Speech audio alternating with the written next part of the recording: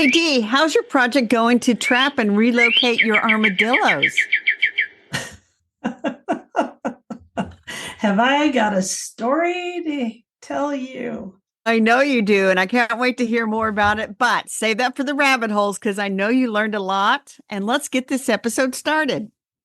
Welcome to the Garden Angelus, where we talk about flowers, veggies, and all the best dirt.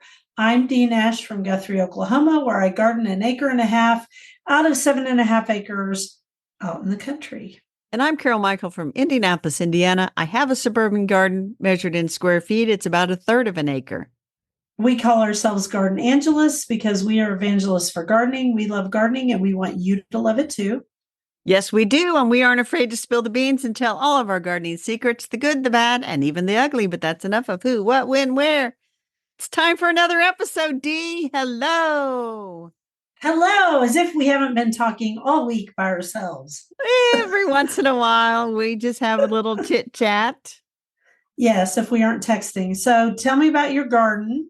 I see that you are, go Blessed. ahead. You I feel am very blessed? blessed. Yeah, you are. So, starting on Friday and continuing until today, I think it's over. I've gotten 2 inches of a slow, steady rain, the kind that soaks in good, all Nice. from Hurricane Helene, who was a bad, bad, bad, bad storm if you were in southeastern United Florida, States. yeah, North Carolina. Oh, terrible. Oh my gosh, the devastation down there is really kind of unbelievable. It So is. And just south of me, they've lost a lot of power in neighborhood south. I didn't even, if I had a glitch, I was asleep during it. So I still have power, but I know south of me, they were putting on Facebook, there's a Catholic Church, St. Barnabas, that didn't have power. Didn't expect to have power today, but they're charging on with masses as best they can. And yeah, we don't cancel mass. So it no, doesn't matter what happens. That's why the priests live nearby, right next door, yes, usually. yes. So you also did some speaking. I did. I spoke on Monday to a group of seniors. There are about 25 there. I just talked about what you can do in the garden in the fall. They had lots of good questions. Good time. I'll probably get invited back in the spring, she said. So we Nice. shall see. In the meantime, I did more weeding and I mowed and I picked up leaves in the back, especially where they really falling from dryness more than anything. Yeah, here Those go too. right onto bare soil. And then early this morning, I went out there and I picked a bunch more peppers. And then it seemed like every tomato I touched, it's like it was split or my finger just went in right through a rotted spot. And I thought, well, It might be we'll time. it might be time, but we'll go down to that when we get to what am I going to do in the garden next week. How about your garden? Well, a monarch just flew by my window, so that makes me happy. We only got a tiny amount of rain, and that brings up something that is hard for people in Oklahoma and Texas and you up in Indianapolis because this time of year, about the only way we get rain is from a hurricane. And so for us, it has to come up through the Gulf and it'll hit Texas first and then it'll come up to here. And by the time it gets here, we get some rain, but I always have mixed feelings about it. I'm thankful for the rain, but I'm sad for the people who get hit by the hurricane. So, what have I been doing? I've still been prepping my garden for Linda Vader to come over. She's coming on the 10th, and hopefully by then all of the asters will be in bloom. They're just about to break open. I can Cool. see right outside my window. Yeah, they're just about to bloom, the smooth asters. So let's see what else. Oh, you forgot to mention something. You forgot to mention your anniversary of your blog. Oh, you know what? Friday, I think it was Friday. Friday, I had written down on my calendar that I started my blog on September the 27th, 2004. 20 years of blogging. Now, I can't believe it. now That's in amazing. 2004, I think I wrote like 4 or 5 posts. In Right. 2005, I wrote two. And I really kind of took off in January of 2006. 2006. People started Mhm. seeing it and commenting, and that's when it took off. So when people say how long you've been blogging, I kind of mumble 2006, but it's, well, not to get overly complicated. I actually had started blogging before 2004, but I Hmm. had deleted that because I thought, oh, this is terrible stuff. I deleted it off the internet. So That's funny. anyway, So my blog will be 17. What was it, 17 or 18? no, it's more than that. It's 18 years old. Yeah. Because I started in 2007. So it's 18 or 19, whatever that is. 18, I think. Yes. Anyway, that's the second week of October. And I think my first post was, why a blog? Question mark. That was my Mine very was first post. I put a blog post out on Friday and I literally copied what I wrote on that blog Oh, post. did you? I didn't look at it. Oh, that's I cool. copied and pasted what I wrote because I made an astounding discovery. Uh-huh. So remember last spring I said I took a Swedish ivy out that had been in the sunroom and was just dang near dead. And Hmm. it's a beautiful hanging basket now, full and lush and looks really great. Well, I realized from that blog post that I took those cuttings 20 years ago from my sister, Wow. and Wow. I had always meant to take it outside periodically, but I Uh-huh. didn't. And so that's one of the things I need to take cuttings on to bring back inside. But I realized I had let it languish for 20 years. It hung on Huh. there. It was so brave. So brave. Okay. So brave.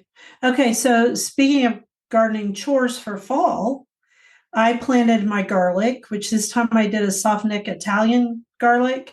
I planted radishes, turnips, kale, and lettuces. And that's on top of the other kale that I planted of plants You're and the going other for it. lettuces. I am this fall. And the other lettuces I planted as plants, which I bought at Terracotta up in Guthrie. These were seeds. I also have some collards. And boy, those collards have taken off. My husband, when he saw that I planted collards, he was less than thrilled. He really hates all greens, but I like greens, so that's the way it goes. So I have stuff all over my Vago beds, and I also have row covers that I'm going to use. And as long as we don't get a super hard freeze, because remember, containers are two zones colder than your zone, even big ones. So we'll just see what happens. And then I also have all this lettuce planted in the cold frames, which I will thin out. And my hope is that I'll get to harvest lettuce in the winter because, it quits growing. It just sits, Right.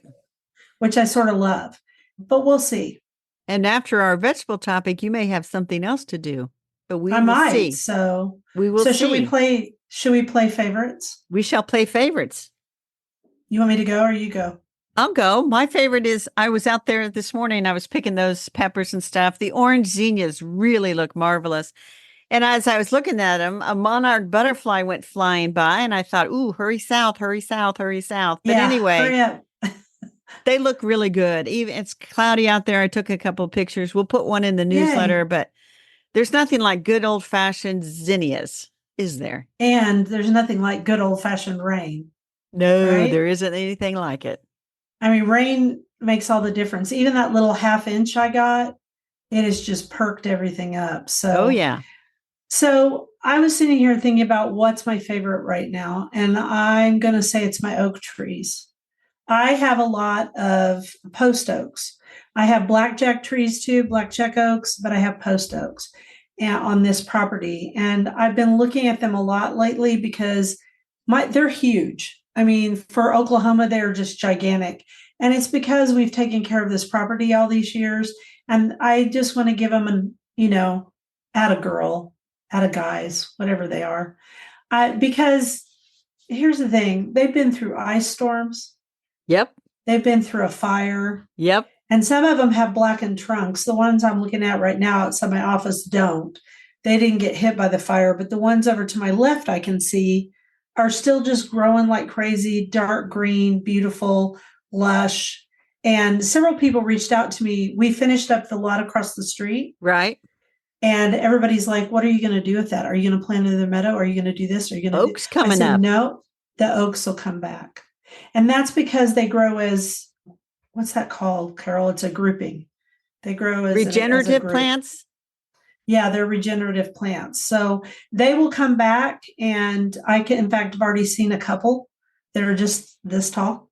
So all of that stuff that And we chopped up is mulch just to and protect them. this tall is about 6 to 8 inches tall. Oh, I should say that. Yeah, they're very small. Yeah. So that's my favorite this week are my beautiful oak trees. Excellent. So let's do the question of the week. You got both questions, but it looks like we're going to only answer one of them. We'll Right, because save we the need other one for one. next week. Yeah. So I So, will ask the question. okay. Why did my Shasta daisies only bloom once this year? I did deadhead them. So Shasta daisies are perennial.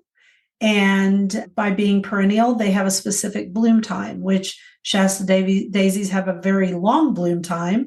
They bloom about a month and a half or 2 months. And then even if you deadhead, once they're done, they're done. It just makes them less unsightly because I think Shasta daisies are kind of ugly when they get to the end. And so the reason that annuals bloom all summer is because they're trying to create new seeds. Right. And as long as you deadhead annuals, they will keep producing flowers. Zinnias are a good example of that. And however, and I'm going to let Carol answer this part, what about salvias? Salvias are often perennial. They are often perennial. And I'll tell you, in my garden, the Shasta daisies, I will deadhead them because, like you said, they're ugly. I do not get a lot of rebloom on Shasta daisies after deadheading them. I don't So, but the either. flowers do last a while. On the salvias, so my perennial ones, I do deadhead those. And I also get some rebloom, not a ton of bloom. But on the ones that are more tropical that aren't hardy here, Mm-hmm. I will Yeah. deadhead those. It causes branching and then they'll produce more blooms. So, Which is what happens to almost all annuals and tropicals both. When you yes, deadhead that above the leaf nodes, then you usually get more branching, which we'll talk about next week in the other question. very So the good. perennial thing doesn't always hold true because perennial salvias you usually will get a rebloom on. Although my favorite salvias are the ones that are more tropical or subtropical, personally. The Yes, Farinaceae and also the interspecific classes. So that's the answer to our question this week. that is the answer. And so, if that was not clear as mud, they can ask again. I'm going to do a quote to talk about flowers. My beloved October has returned with its brilliant colors, cool temperatures, and sunny, cloudless azure skies, and I must enjoy it before it escapes for another year. And that is Peggy Tony Horton in a book she wrote called Somewhere in Heaven, My Mother's Smiling. Yeah, we've never read that book, but we found this quote and we really liked it. So for flowers this week, we thought we would talk about collecting seeds because you can collect seeds from some of your flowers if you want to, or Especially you can the just annuals. scatter them, or you can scatter them in place That's if you don't want the to. the columbine. Yeah, like columbines. So, what can you collect seeds from, Carol? Well, I just made a very quick list. Zinnias, obviously, marigolds, Yep. sunflowers are some of the, and nasturtiums. You can collect seeds from nasturtiums. You can collect them from perennials like echinaceas, columbine. I was trying to think what other seeds I've collected out there. I could do it from my blackberry lilies, but I just let the seeds drop and germinate wherever they drop. So, and then this Yeah, year, larkspur. You could do larkspur, which larkspur, is an you can, annual, and you could also do Dara, which is the one that, in fact, that's the best way to get it to bloom again. So those are some. yeah. And I have the verbena Bampton that we got seeds from Nan Andra.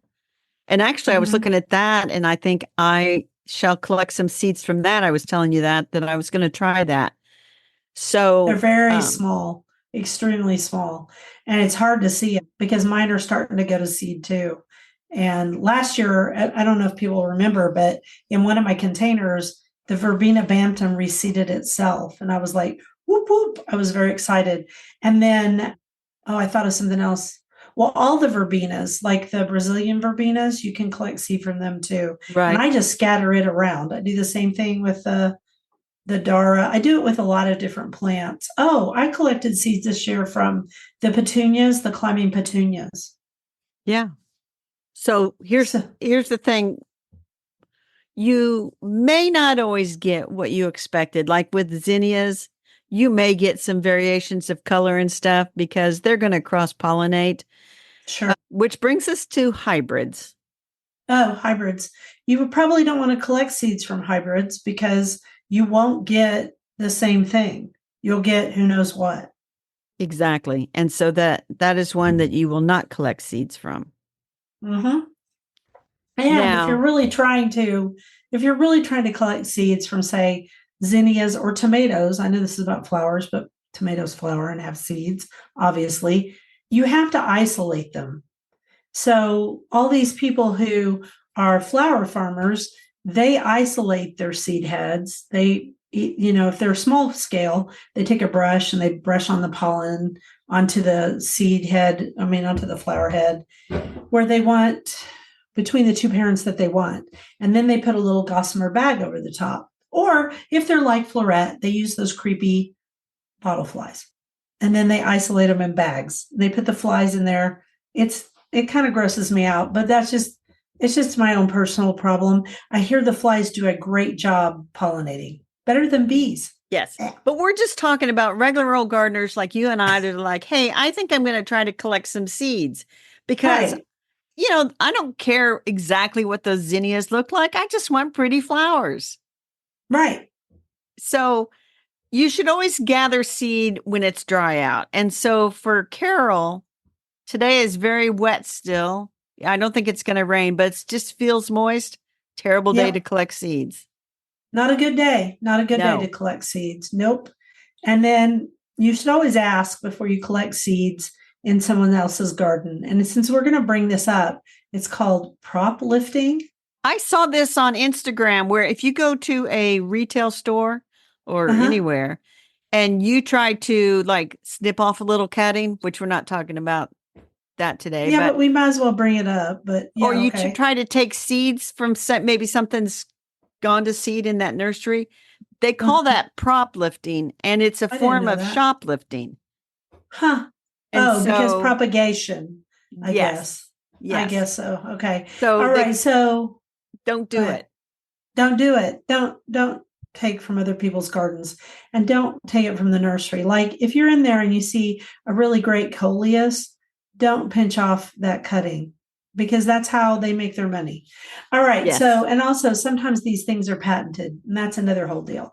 So the other thing I was going to say is, however, if you're out in the boondocks and you see golden crownbeard, for example, and you would like to have golden crownbeard in your garden, you can take the seeds, and that's the preferred way to do it. Don't Yes. dig up the plant No. because that's a problem. Unless, of course, that area is being decimated the next day by a bulldozer, then you can do whatever you want.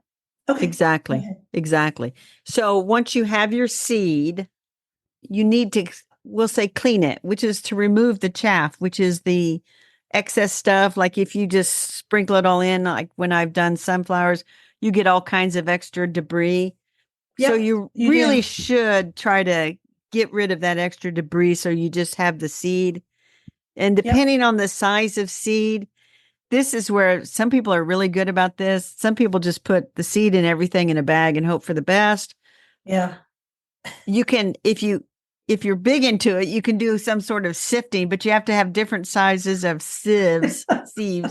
You're thinking about doing this, Dee, or you're just thinking that's a No, lot of I'm work. thinking about how I'm never going to do that.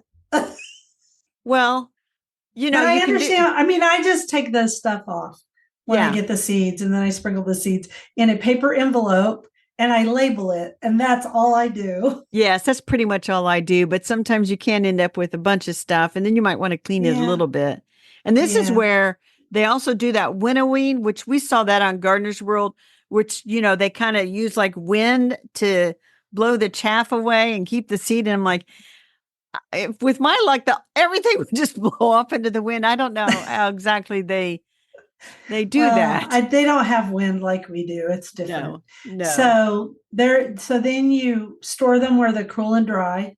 And it's better to exactly. store them in a paper envelope, not a plastic one, because moisture builds up in that envelope. It can start them germinating, and then the seed ends up dying. Or So rotting no and good. molding.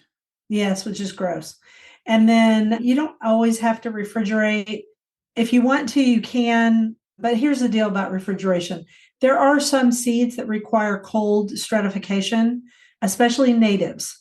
Native Yes. plants often require that, and you can do it naturally by winter sowing, or you can put them in the refrigerator, but I wouldn't put them anywhere that is near apples personally. I don't know if it would matter with seeds. I know it does I with don't pickles. think it's quite as dear. I have a shelf on my refrigerator that's when you open the door, it's on the outside, but there's a bunch of seed packets up there. Yeah. Well, I'm excited to try some of the stuff that, like, for example, I want that golden crown beard. So I'm looking at how beautiful it is. And then as soon as it goes to seed again, I'll gather a bunch of seeds. So, Yeah. and And then I'm going to so, try to winter sow them. yes, winter sowing I think is the bomb. But It's anyway, easy. the thing too, this time of year when you look out there, like I have some goldenrod that came up that's just wild goldenrod, even in my little Mhm. suburban lot. I'm like, I didn't plant you there. Sorry, but you're going to go bye-bye. And so I'm going to pull those seeds, make sure those seed heads are gone. And basically that's a perennial. So I'm going to make sure the whole thing is gone. But Right. It's got runners. this is the time of year where if you don't want stuff to self sow, look at it and cut back the seeds. Like I need to cut back the northern oats seeds out there, northern You sea said that oats. last week. I know, but then it got busy and then it started raining. You better get that done. That's one of the most aggressive little plants. I see I it will get here it done. occasionally. I'm more worried about the people in Oklahoma. I think it's super aggressive here. Yeah. Anything else you want to say about seeds before I do the No, next I quote? just think that as a gardener, you kind of go in and out with seeds. And some years you're very busy and I just can't think about seeds. And some years it's like I'm doing everything from seed. And I think right now we are in our seed phase, D. I think we are too. I don't need that many plants. And there's things I want to encourage because I've realized that all the designers are right. The more repetition you have in the garden, the better it looks.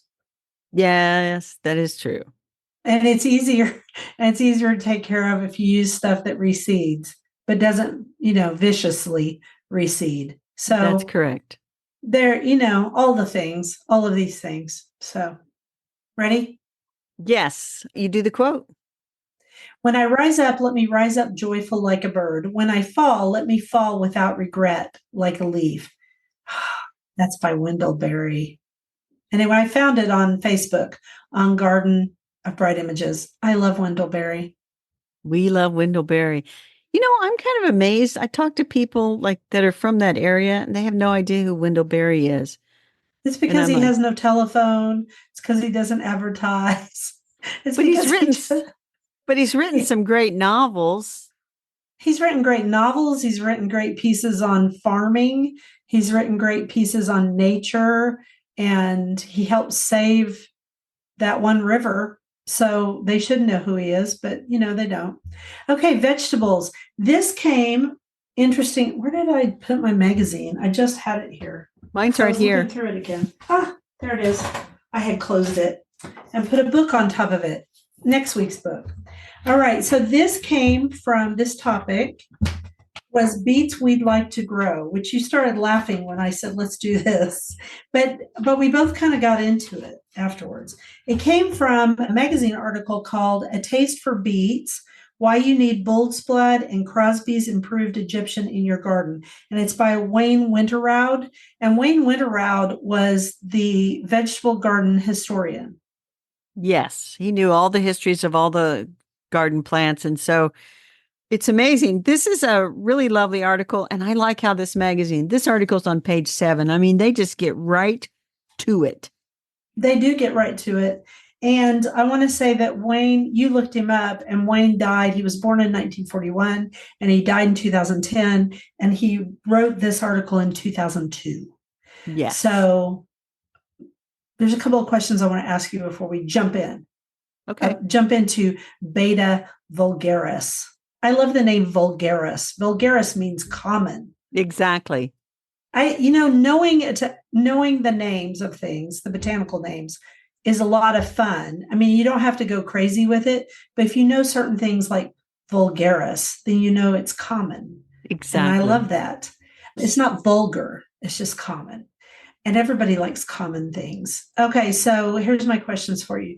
Did you grow up eating Harvard beets or pickled beets when you were a kid? It was kind of a Not thing. often. No. I don't think my mom So must have liked them because we did not have beets very often. my mom loved pickled beets, so we almost always had them on the table. And they were usually ones she purchased, but my grandmother put up pickled beets. And so we would sometimes get some from her. And I've always loved them. I love everything about beets. The other thing is, Harvard beets is just simply, when I tell you, do you know what it is? Pickled beets. No, Harvard beets is a different recipe. It's a recipe where you warm up the beets so they'll be hot, and then you add in this slurry, and the slurry probably back then was cornstarch or tapioca starch. And so it makes this kind of, it's not really a gravy, but a sauce, and you put sugar in it. And that's Ah, Harvard beets. And I'm sure it had okay. salt in it too. It honestly not delicious. And mom used canned beets for it. My mom never did fresh beets that I remember, unless, of course, she got them from my grandmother's garden. But you want to know how I like beets the best? How do you like them the best? I like that beet salad that has fresh beets that have been steamed or roasted. And then they use walnuts and they use a vinaigrette, often with walnut oil. And then it has goat cheese salad, goat cheese on it. So it's goat cheese, walnuts, and beets, and it's fabulous because it's sweet and tangy. But I don't eat goat cheese anymore. So I digress. You can tell I like beets a lot. I can take them or leave them. I like them. I mean, I don't mind if they're like baked into something, baked as Mhm. something, but I obviously I grow beets as microgreens, so I end up with them in my salads and things. Yes, and you can eat them both as roots and as a vegetable. So the Exactly. stems and the leaves make a good vegetable too. And they're not. I've grown them successfully. I don't think they're the easiest thing to grow. My best harvest was Benary's Golden, which is one of his suggestions. And I started it in either fall or spring, I don't know which. And we had a long enough spring and it was under something else. So it got a little shade. And I have a picture of these huge beets and this huge harvest. So I'll see if I can find that picture for our newsletter. I'll give it my best shot. The nice thing about growing golden beets is they don't stain anything. No, they don't. The red beets, they'll stain a lot of things. So I have a quiz for you. Are you ready? Because you read the I'll article. try. I did. Well, I've So, got the questions and the answers here, so I think you're oh, going to good. do I'll be okay. okay. It's an open book test. Yes. So where did beets come from, Dee? Well, according to Wayne, they are native to the chalky cliffs around the English Channel. And so he says beets were not born to an expectation of the best. I'm not sure They what he don't means they by don't that. require great soil. Oh, of course not. Yeah. They very basic soil. Very basic soil.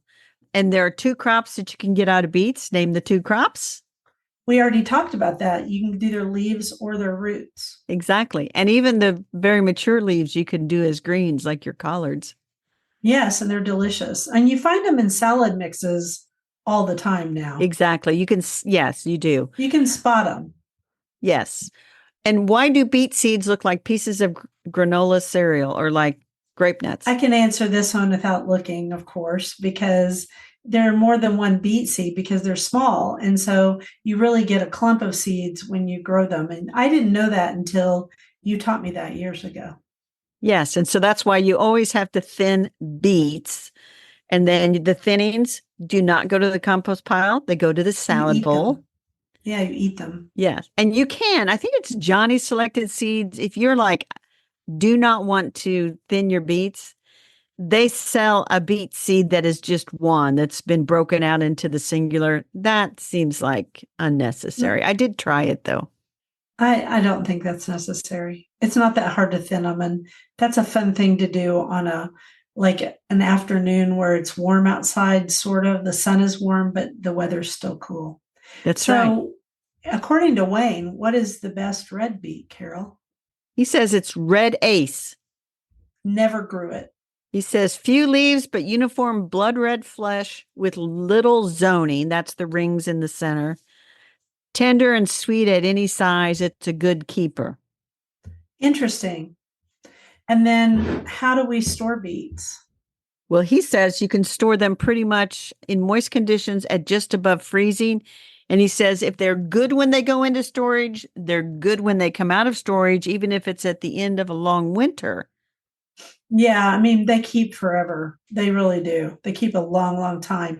One thing, I've grown bull's blood, which was one of his other suggestions. I think you talk Yes. about this down here. And bull's blood is beautiful in the garden because the leaves are red. It is a beautiful beet, but boy, is it red. It's red, the leaves are red, it's blood red, which hence the name. So So I you went, list yeah, his I other listed his tidbits. best of varieties, and he had the red ace and then Burpee's golden beet, which is more yellow, Beautiful beet. Albinia veracunda, which is a white beet, Never grew it. Chioggia, which is kind of striped, I think. Bull's It is blood that we striped.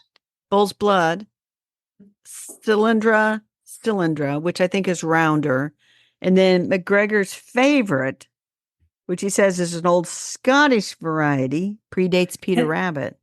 isn't that Um, interesting? But it is. McGregor's like McGregor's garden.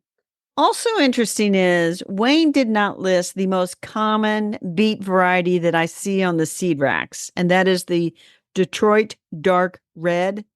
He doesn't list that one at Yeah, all, which that one you just see all the time. yeah. So I don't think Detroit dark red came out after 2002, did it? No, I think it's been around a long time. It just may not have been one of his favorites, and Yeah. that's okay. Everybody, here's the thing. Wayne's an expert. I mean, he's an expert in all things vegetable, but we all have our favorites. My personal favorite to grow is the golden beet.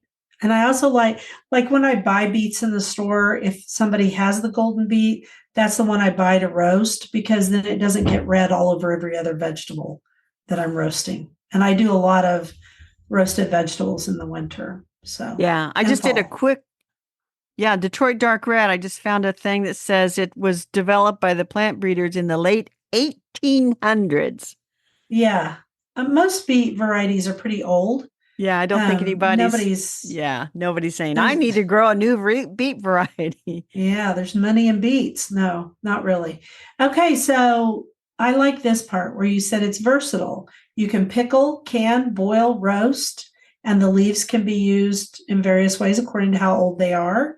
And so that's pretty cool. And It then you have a is. final thought. Well, in medieval times, according to Wayne, the red flesh for medieval people suggested that it was a cure for all illnesses of the blood because they looked for signs from the plant as to what it could cure in that blood red color that says, this is for blood diseases. Yeah, well, there you go. I suspect it's just good for you. Although he says that carrots have more, was it vitamin A than But beets? Because I thought that was interesting. it could be. It says that Let's see. really they're not just full of all kinds of nutrition compared to Yeah, other they're not things. as healthy as people think they are, but people love them. And I think it's because they taste like sweet dirt. They And do. my son-in-law and I love them a lot. My son-in-law Robert. And so every time I make, he gets all excited. And we're like the only two people at the table who are excited. Yeah. So anyway, one last thing, you can grow them in the spring and in the fall. They germinate Yep. anywhere from 45 degrees to 85 degrees. According to Go Wayne, figure. they mature best when nighttime temperatures are 70 and below. Okay, good to know. All things beat. You want to do that quote? All right. The great thing is to be always reading, but not to get bored. Treat it not like work, more as a vice. Your book bill ought to be your biggest extravagance. And that is Collected Letters of C.S. Lewis, Volume 3, in the supplement, page 1540 to 1541. So here's how we found that whole quote. People quote the one all the time, the part of it that says, your book bill ought to be your biggest extravagance. He was writing to young, a young person. All right. But I went and found the whole quote and it There just you made go. me laugh to treat it like a vice. Is your All right. book bill Honor. your biggest extravagance? No, it No, can't beat the garden.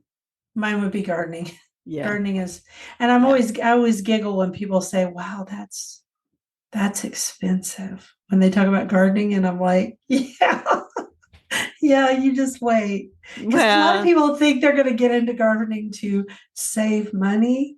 And the ha, thing is, yeah, you can save money at first, maybe, but then if you really fall in love with it, you aren't going to save money. You might as well just put some money aside. All right, our bookshelf this week, we switched up our books because this one comes out very soon or came out. it's Didn't it already just out. come out? Came out September Yeah. 17th, and that is The Garlic Companion: Recipes, Crafts, Preservation Techniques, and Simple Ways to Grow Your Own. By Kristen Graves. And Kristen Graves is known on Instagram as Fifth Gen Garden. And she and her sister run this, I think it's I think it's a farm. It's It a is a farm farm. Yes. and it's their family's farm in Alberta, Canada. And they're now home to 75,000 bulbs of garlic. So, She knows her yeah. garlic. We should also mention that on her Instagram, she notes that her hardiness zone is 2B/3. So Yeah, so there is hardy garlic, and hardneck garlic tends to be much hardier than softneck. But I will also tell you, in my climate, you can grow both. And so I have grown both. I've grown a lot of these ones that she suggests, but here's the thing. She worked in trauma, wasn't yeah, she? Was she a she was a nurse? Is that radiology technician. radiology technician? Yeah, so she got to look at people's cancer probably and stuff like that. So she had kind of a difficult job and she started gardening because of that. Do you know how many nurses I have that are clients of mine? That are garden coaching clients? Probably a lot. My sister, the nurse, would say that gardening saves her from her job. Now she's not in direct patient care anymore. She used to be, but yeah, she works with infection prevention. Oh, well, there you go. Infection prevention. Okay, so she really got into gardening and garlic. And then the wheels started to turn in her head. And she thought, I think I can do this for profit. And so she and her sister now grow all this garlic. So she knows her stuff. And for those who don't know, garlic is an allium. It's an allium, and we love alliums for a lot of reasons, including deer don't like them. They do not. And so you taught me from her book that garlic contains a sulfur compound called allicin, ALLICIN, that gives garlic its boldness and heat as well as its health powers. And the other thing that we discovered in this book, I had never heard of black garlic. Had Neither you? did I. It's preserved garlic. And she says it has Exactly. almost a caramel taste. She And says, so, yeah, black garlic is a beautiful heat aged ingredient with dramatic flair. The dark bulbs are not grown that way. They're actually fresh bulbs that have been slowly fermented, transforming both the flavor and the color of the garlic. A process that originated in Korea centuries ago. Huh. and she uses black garlic quite a bit in her information. And also, I did garlic skips this year and I thought they were terrible, but I don't think I knew what I was doing. So I'm going to try next year again if I grow some hardneck. Right now, I'm just growing softneck and they don't have scapes. Well, here's So the other it's the thing. hardnecks that do. She Huh? says I'm still on black garlic, D. You way Oh, ahead of I'm me. I'm on sorry. black I'm way garlic. ahead. Where are you The finding this info about the black garlic? What On this page? page it says the page is black, so I don't know the page. I'll give you a There are page several name. pages that are black in this book. The page number is go to page 84 and 85. Oh, Oh, there's the see, page. actually, I'm behind you, but okay. I'm So coming. she says the inky colored cloves are loaded with more than twice the amount of antioxidants and taste somewhat sweet with hints of licorice and balsamic vinegar. The overall flavor effect is quite impressive, making black garlic a powerful addition to any recipe. And so you're thinking, well, what do you put black garlic in? And she makes a simple syrup out of it. She makes a butter out of it. Black garlic banana bread, That one kind of, I was like, I don't know. But you know what? I'll try anything once. But here's what I like. black garlic chocolate chip cookies. No, black garlic breakfast toast. It has avocado, sourdough, black garlic, 6 slices of red onion, vinegar, 2 eggs, Looks like they're over easy. And then some cilantro. And she does salmon. Oh, yeah. Black garlic chocolates. No, thank you. That doesn't. What? You're a spoiled sport. How about roasted carrots with black garlic? Anyway, can we go back to regular garlic? Are we through with black garlic? We can yet? go back to this. I'm telling you, this book is comprehensive. Yeah, she gives you lots and lots of really great information. And she even has a savory shortbread cookie on here that uses garlic powder, which is her fresh garlic powder. So there's just all kinds of wonderful recipes in this book. She even has how to host a garlic themed dinner. Oh my. Okay. Yeah. And then if you want to braid hard neck garlic, because traditionally hard neck garlic isn't braided like soft neck. She's got how to do that in the book. Or at least to make it look the appearance of being braided. It is the most beautiful. This is a beautiful book. And I like everything about it. And I've grown a bunch of these varieties because remember a few years ago, I wasn't going to grow garlic anymore, blah, blah, blah. Well, then I grew a couple of hardneck varieties and fell back in love. And actually this year so far, I'm just growing a soft neck, but I'm thinking about going and breaking my own garlic that I harvested, which is one of the Russian red garlics, and just going out there and planting it. And then I'll have some more. And she tells you how to grow garlic well. It is not hard. Alliums are not hard to grow, but garlic really does appreciate you giving it good soil, especially as in the spring when its leaves start to really sprout. It likes that side dressing of really good compost. And the reason for that is it helps it bulk up and make a bigger bulb. So the garlic companion is cool. It is very cool. I'm going to show you another picture. This is on page 23.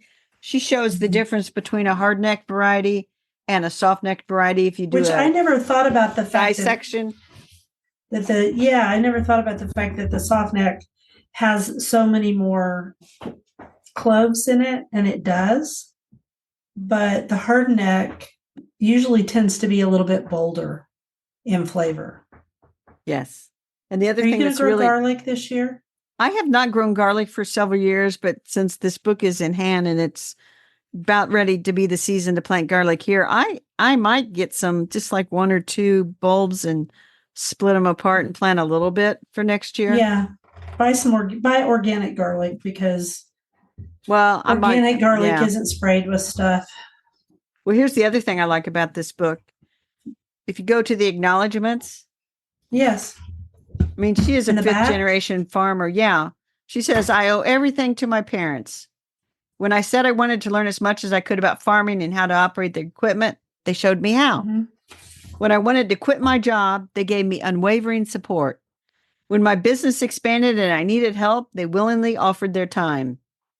My mom planted my first garden with me and nurtured within me a love for home-cooked meals using fresh ingredients. My dad is one of the hardest working men I have ever known. He sleeps when it is all done and still somehow has time to help me in my pursuit of farming. His example of a work ethic is one that I can only hope to match someday. We work well together, with him always pushing me to be better. The Graves family farm is rich in history, one that is not even close to being finished. I think that's beautiful. It is beautiful. And they say the largest growing group of farmers in the United States are women, young women. Yes. And anyway, a lot of that's because they're family farms. And so somebody wants to take it over because they've gone out into the workforce and, they've worked in these high stress jobs and now they want to come home and do farms because although farming can be stressful too, it's just a different kind of stress. So once again, that is The Garlic Companion, Recipes, Crafts, Preservation Techniques, and Simple Ways to Grow Your Own by Kristen Graves. It is from Story Publishing, and we are grateful to them for sending us review copies because when you think, well, a whole book on garlic, and then you're thinking, wow, a book about garlic is going to change your life, your garlic life, at least. It's a really good one. It's really good. All right. Okay, next quote. The summer has been splendid, but it has lasted long enough. This morning I viewed the falling leaves with cheerfulness. A. Milne. Dirt. Okay, so the dirt is all things creepy in October because we find this stuff. You found these.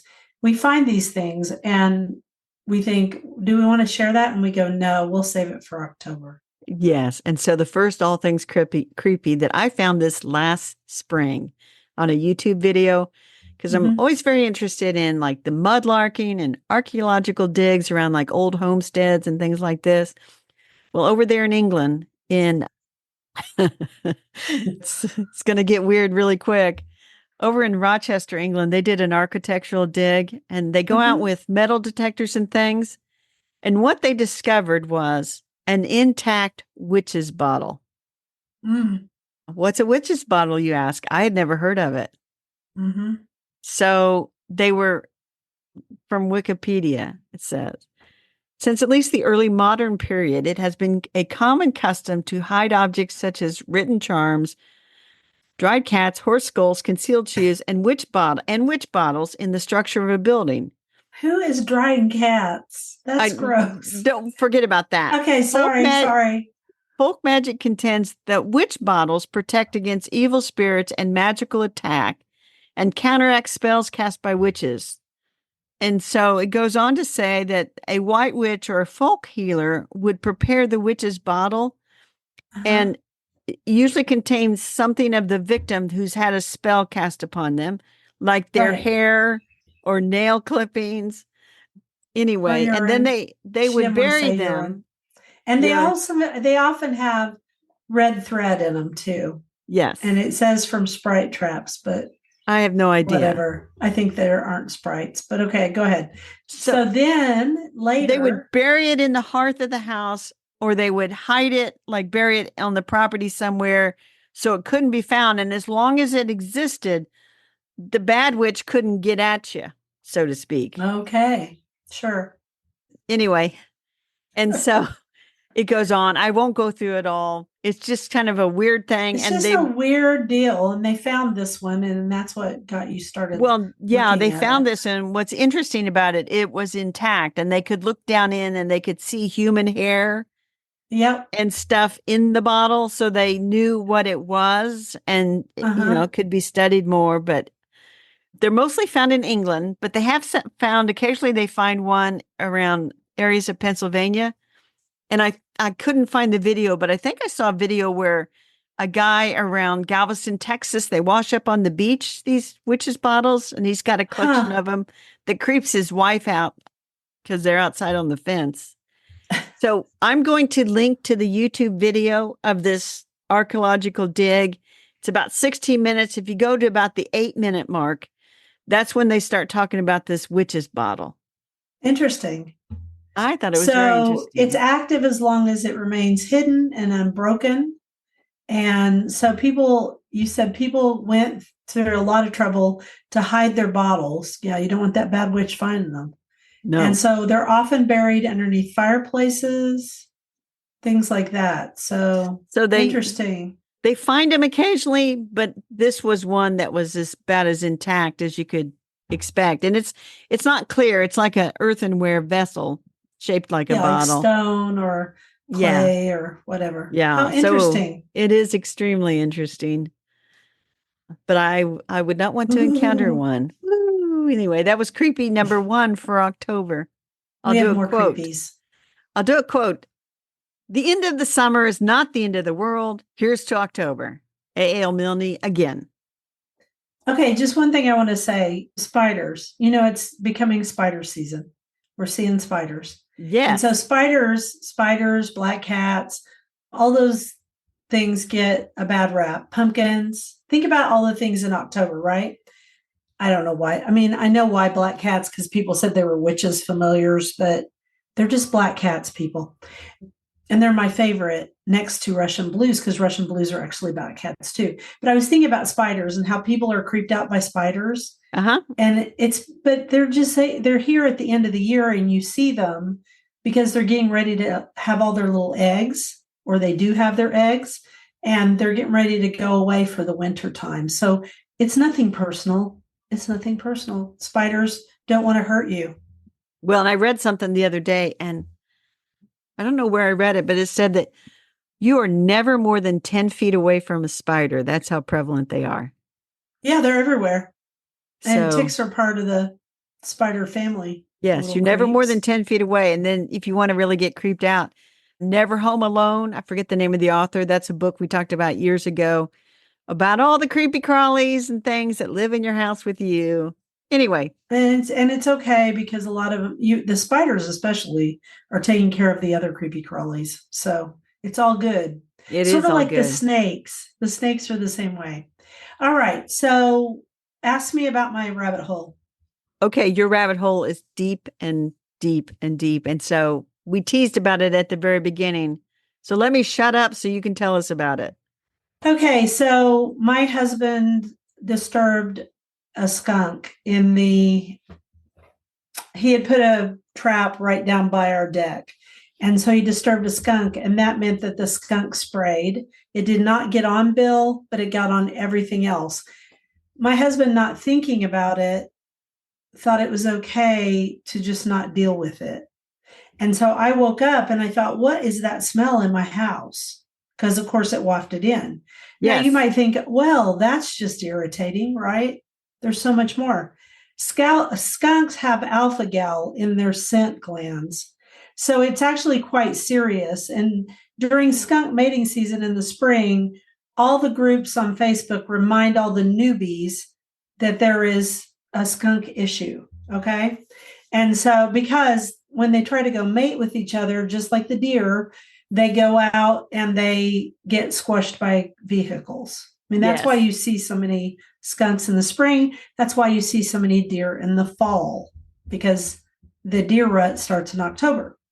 So I wake up and I smell this smell and I go, what is that smell?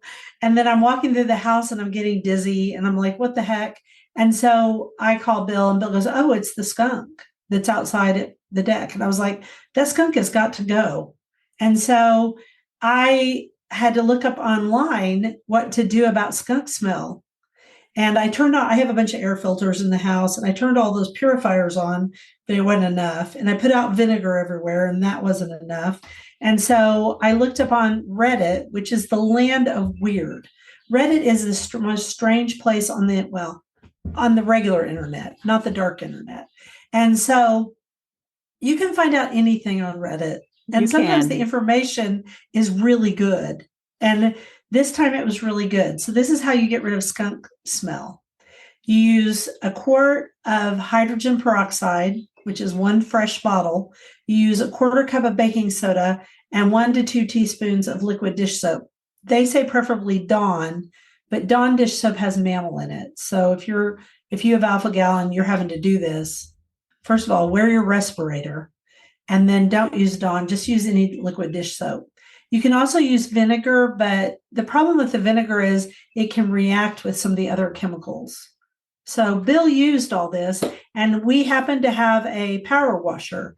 So Bill went out and power washed where he let the skunk go out in the middle of nowhere, and then he power washed the area.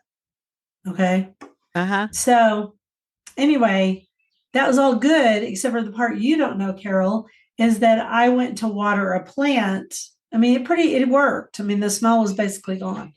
But I went to water a plant, and when I did, I had skunk smell on my hands because it got on my sprayer handle. Oh my goodness. I'm telling you, skunk smell gets everywhere. So it was quite the deal. And so we'll link to the Reddit post that tells you the mixture. And there's quite the discussion. And a couple of guys are chemists, or say they are. I assume they are. And they are discussing why it works. And it breaks down, it's not unlike, it's very similar to poison ivy Right. in terms of the oil. And you have to get rid of that oil. So a fascinating yet awful thing that happened. And no, I did have a little reaction, but all of my stuff that I take kept it under control. So I did not have to go. I did not have to epi, which is good. But Bill was freaking out. And at one point, I saw him walking around because I left. I went to the library to work on some stuff. And he called me and said, you can come back now. I think it's better. And it was a lot better. It was just a slight smell by then. And so later on, I heard him walking around going, ticks and skunks. Because he was trying to remember because he didn't remember that skunks have alpha gal. All right, that's my very deep and wide hole. Your turn. Yes. Well, and you forgot to mention you were texting me. You were probably texting your friend Amy. You were texting, I and was not happy. you were like, "Where am I going to spend the night if we can't get rid of this smell?" Yeah. And then I'm saying your kids need to get their houses cleaned up so you can go stay in them. Yeah, because Uh, they burn candles and things, and candles have tallow. So it's easy for me to say. complicated. Yes, Yeah, it it's is come. complicated to have alpha gal. And so I actually went to the library and it was fine. It was all good. And by the time I got back, that really did neutralize the smell. That's good. So we'll post that Reddit link, like you said. So I did not have that kind of a rabbit hole, thank goodness, where I'm trying to figure Good. out something in an emergency. I did go down a bit of the rabbit hole with the witch's bottle. And then I'm writing my next Lost Lady of Garden writing for Wednesday. And I was looking at my Yes. list and I have these names on there and I'm thinking I'll just have the name and I haven't put any context to it. And so I thought I really do need to get better at making notes like who told me about this garden writer? What is the name of her book? Et cetera, et cetera, Yeah. et cetera. Yeah. It sounds So like a Trello board to me. I have a Trello board, but sometimes I just put the name. I gotcha. I have And the same so problem, and I used to be able to remember things. I don't remember things like I used to. nobody Oh, does. well. No. Well, I think it's a combination of we are getting older, but I also think it's a combination of, like you were saying from that, what was the It's Good like, Energy book?